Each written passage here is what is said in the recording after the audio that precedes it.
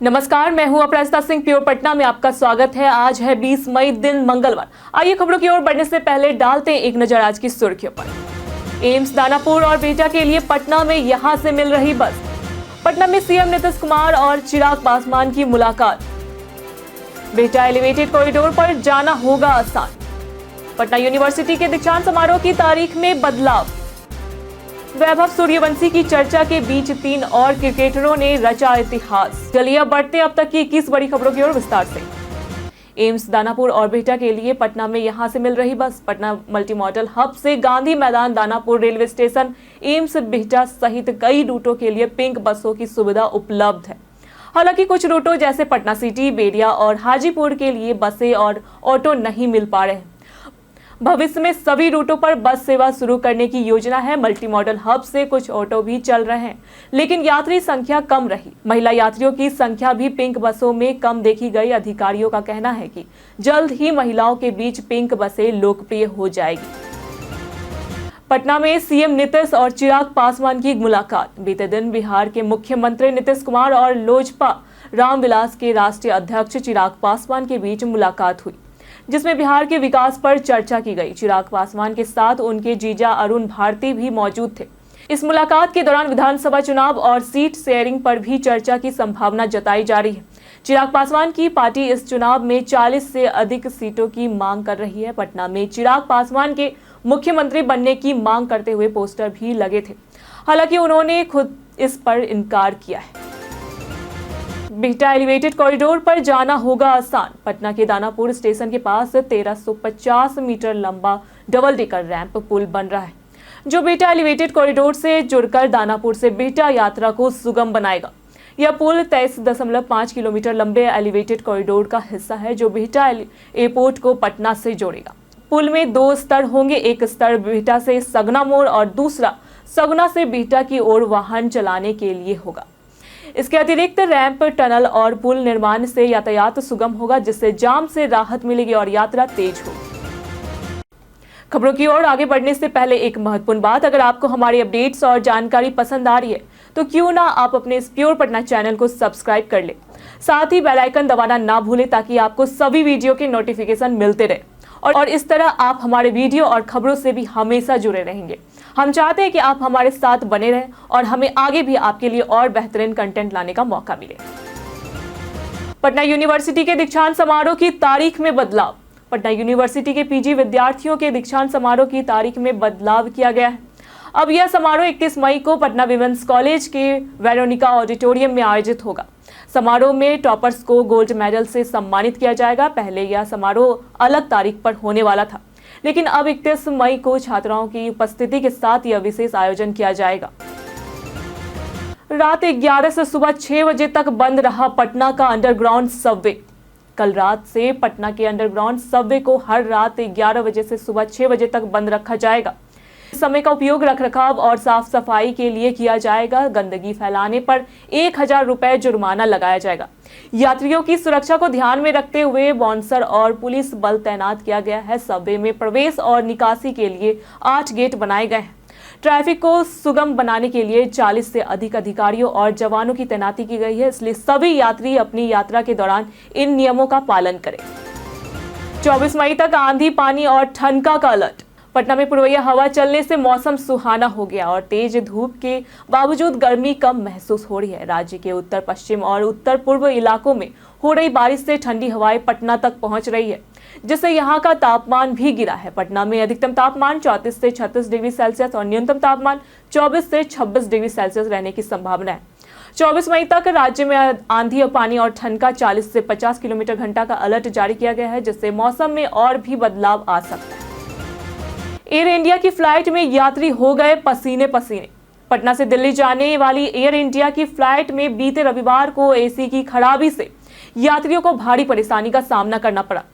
Boarding के बाद विमान में एसी बंद हो गया, जिससे 45 मिनट तक यात्री उमस भरी गर्मी में फंसे रहे। इस दौरान यात्री नैपकिन और मैगजीन से पंखा झुलाते रहे। एक यात्री ने इसका वीडियो सोशल मीडिया पर साझा किया, जिससे एयरलाइन को शिकायतें मिली। बाद में तकनीकी खराबी सुधारने पर एसी चालू हुआ और यात्रियों ने राहत की सांस ली। हैदराबाद की कंपनी में निवेश का झांसा। बीते दिन हैदराबाद की एक कंपनी में 4,000 करोड़ के निवेश का झांसा देकर 100 करोड़ की धोखाधड़ी करने के आरोप में बिहार की महिला सुषमा राज और उसके जेठ रविंद्र प्रसाद सिंह को दानापुर से गिरफ्तार किया गया। दोनों दानापुर के किराए के फ्लैट में छुपकर रह रहे थे। तेलंगाना पुलिस ने दानापुर पुलिस की मदद से उन्हें गिरफ्तार किया। उनके पास से 8.30 लाख रुपए, passport, credit card, ID card, सोने और हीरे के जेवरात समेत अन्य सामान बरामद किए गए। पटना में दरोगा की परीक्षा में गया के 2 छात्र पकड़ाए। बीते रविवार को पटना में मद्य निषेध दरोगा की लिखित परीक्षा में 2 छात्रों को कदाचार करते हुए पकड़ा गया। शास्त्री नगर स्थित केवी सहाय हाई स्कूल सेंटर पर गया के नीतीश कुमार को प्रश्न पत्र का फोटो खींचते हुए स्मार्टफोन के साथ पकड़ा गया। वहीं कंकड़बाग के एक सेंटर पर गया के सुजीत कुमार को दूसरी की जगह परीक्षा देते हुए गिरफ्तार किया गया। दोनों पर कदाचार और नकल करने का आरोप है। इस मामले में शास्त्री नगर और कंकड़बाग थाने में प्राथमिकी दर्ज की गई। बिहार में सबसे ज्यादा पटना में छात्रों को मिलेगा एजुकेशन लोन। बिहार में छात्राओं को उच्च शिक्षा के लिए शिक्षा ऋण देने की योजना 2016 में हुई थी। 2025 से 26 सत्र में राज्य सरकार 95,220 छात्रों को स्टूडेंट्स क्रेडिट कार्ड योजना का लाभ देगी। पटना में सबसे ज्यादा 7,840 छात्रों को ऋण मिलेगा, जबकि शिवहर में सबसे कम 415 छात्रों को ऋण मिलेगा। पिछले साल लक्ष्य से 12% कम ऋण दिया गया। शिक्षा ऋण में छात्रों को 4 लाख रुपए तक मिलते हैं और छात्राओं, ट्रांसजेंडर व दिव्यांगों को 1% ब्याज पर ऋण मिलता है। फसलों के दाम और मौसम समेत मिलेगी कई जानकारियां। बिहार सरकार ने किसानों के लिए एक नया कृषि मोबाइल ऐप लॉन्च किया है, जो कृषि संबंधित सभी सेवाएं और सूचनाएं डिजिटल रूप से उपलब्ध कराएगा। इसमें किसानों को फसलों के बाजार मूल्य, मौसम की जानकारी, मृदा स्वास्थ्य कार्ड, पौधा संरक्षण सलाह और कृषि योजनाओं के लाभ, अनुदान भुगतान स्थिति जैसी जानकारियां मिलेगी। सरकारी स्कूलों में फर्जी हाजिरी का खेल। पटना जिले के सरकारी स्कूलों में शिक्षक फर्जी ऑनलाइन हाजिरी दर्ज करने के लिए नए तरीके अपना रहे हैं। कुछ शिक्षक अपनी यूजर आईडी की बजाय विद्यालय की आईडी का इस्तेमाल कर उपस्थिति दर्ज करा रहे हैं, जबकि कुछ मामलों में महिला शिक्षिका की जगह पुरुष कर्मचारी उनकी उपस्थिति दर्ज कर रहे हैं। इसके अलावा स्कूल कर्मी पैसे लेकर शिक्षक की फोटो मोबाइल कैमरे के सामने रखकर उपस्थिति दर्ज करते हैं। जिला शिक्षा पदाधिकारी ने इन शिक्षकों की पहचान कर कार्रवाई की बात कही है। शिक्षा विभाग इस पर गंभीर जांच कर रहा है। वैभव सूर्यवंशी की चर्चा के बीच 3 और क्रिकेटरों ने रचा इतिहास।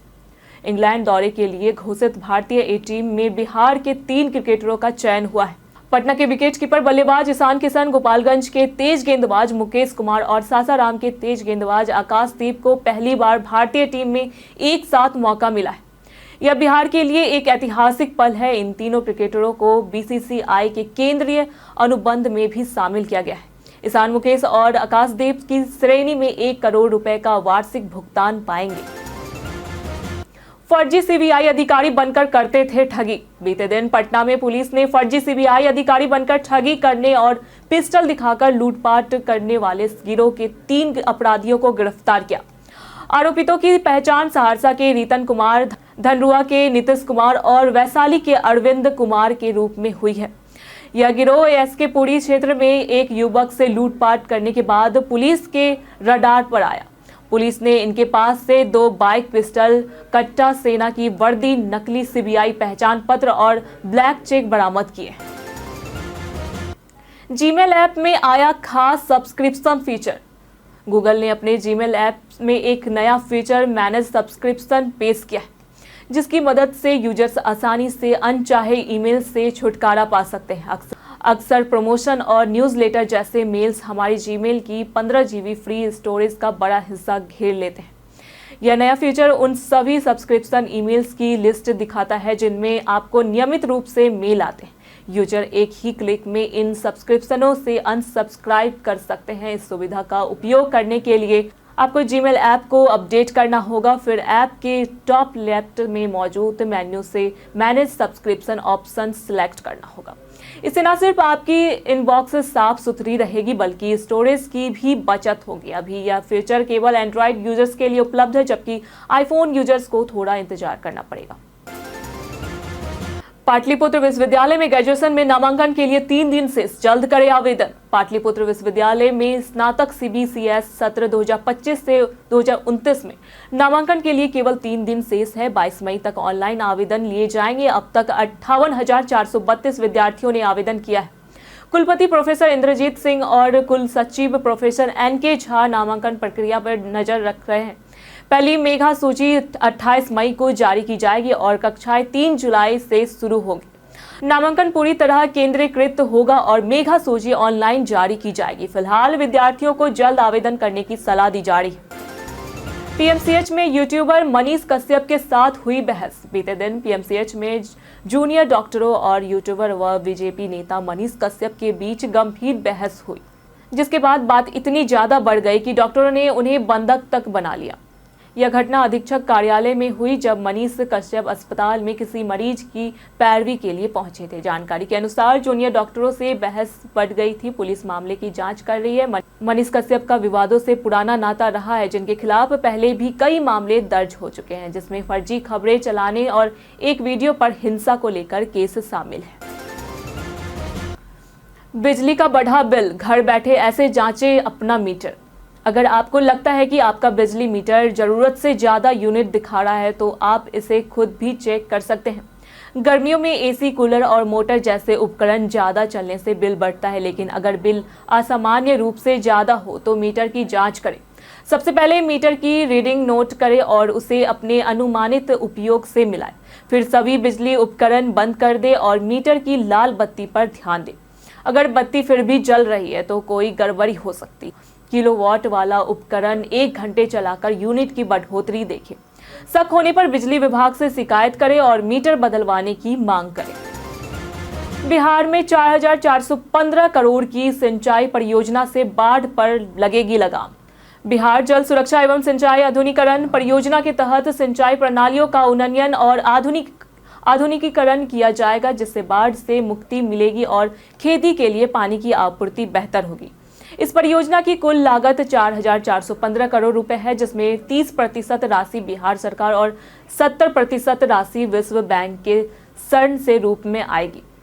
यह परियोजना 7 वर्षों में पूरी होगी और राज्य के सभी जिलों को लाभ होगा। परियोजना का मुख्य उद्देश्य जलवायु अनुकूल सिंचाई और बाढ़ जोखिम को कम करना है। कई कारणों से दर्ज है भारत के इतिहास में आज की तारीख। आज के दिन 1498 को वास्को डी गामा ने पुर्तगाल के लिस्बन से 2 साल की यात्रा के बाद भारत के पश्चिमी तट पर कोझिकोड कालीकट में प्रवेश किया था। आज के दिन इंदिरा गांधी ने हावड़ा ब्रिज की आधारशिला रखी। आज के दिन 1932 में स्वतंत्रता सेनानी और गर्म दल के नेता विपिन चंद्र पाल का निधन हुआ था। आज के दिन 1965 में पहला भारतीय दल कमांडर MS कोहली ने नेतृत्व में माउंट एवरेस्ट पर पहुंचा। आज के दिन 1990 में हबल स्पेस टेलीस्कोप ने अंतरिक्ष से पहली तस्वीरें भेजी। 2012 में 20 मई के ही दिन प्रसिद्ध मानव वैज्ञानी और नारीवादी विद्वान लीला दुबे का निधन हुआ था। 1929 में आज के दिन राजकुमार शुक्ल का निधन हुआ था। वह स्वतंत्रता सेनानी थे। आज पटना के पर्यटन में बात होगी कुम्हरार पार्क की। कुम्हरार पार्क पटना के बीच स्थित एक ऐतिहासिक स्थल है, जहां प्राचीन पाटलिपुत्र के अवशेष मिले हैं।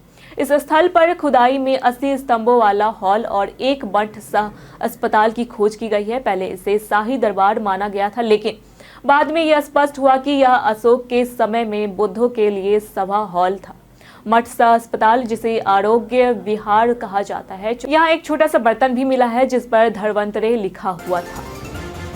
बीते दिनों जिन्होंने हमारे वीडियो पे लाइक और कमेंट किए थे उनके नाम है अमन कुमार, मोतीलाल सिंह, अनिल कुमार, प्रिंस कुमार, संजीव कुमार, सुभाष कुमार यादव, उदय कुमार, कृष्णा कुमार पाठक, रमेश कुमार, विकी कुमार, योगराज, उमाशंकर कुमार, मुन्ना सिंह। इसी के साथ बढ़ते आज के सवाल की ओर। आपके अनुसार पटना को स्मार्ट सिटी बनने में सबसे बड़ी बाधा क्या है? आप अपना जवाब हमें हमारे कमेंट सेक्शन में लिखकर जरूर बताएं। आज के लिए फिलहाल इतना ही। पटना की तमाम खबरों के साथ बने रहने के लिए देखते रहे प्योर पटना। साथ ही अगर आप YouTube चैनल पर देख रहे हैं तो चैनल को सब्सक्राइब करें। अगर आप Facebook पेज पर देख रहे हैं तो लाइक और फॉलो करें।